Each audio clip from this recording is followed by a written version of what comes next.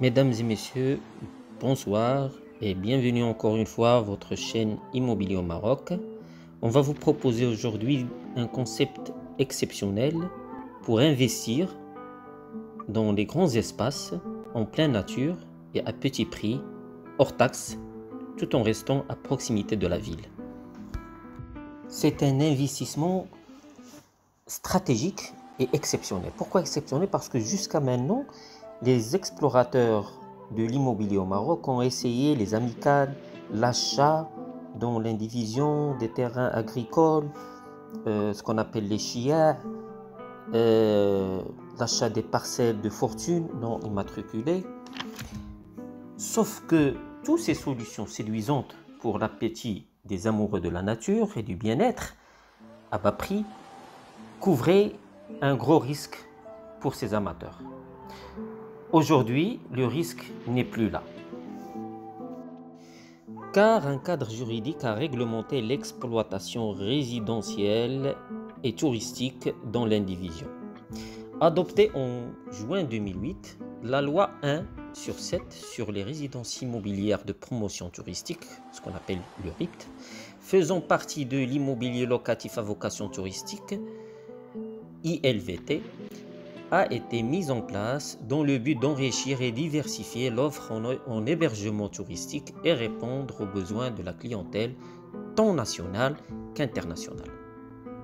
Plus que ça, en 2013, un projet de loi 80/13 est venu modifier et compléter cette loi et ajouter des incitations fiscales du côté promoteur et acquéreur et exonérer l'acquéreur de 20% de la TVA.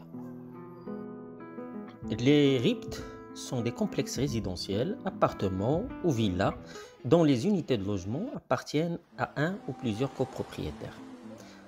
Un pourcentage minimal d'unités de logement ne pouvant être inférieur à 70% est géré par une société de gestion qui assure l'homogénéité et la résidence et la permanence de son exploitation. Le copropriétaire inscrit dans la conservation foncière marocaine peut se réserver l'usage personnel de son unité de logement pendant une période et pour une durée fixée d'un commun accord avec la société de gestion dans le contrat de location, sur la base d'un programme d'emploi de la résidence immobilière élaboré par cette société sans que cette durée ne puisse dépasser 2 mois par an, dans 15 jours au maximum en haute saison. En résumé, cette solution va vous offrir le choix entre devenir propriétaire d'une résidence secondaire, mais en payant la TVA.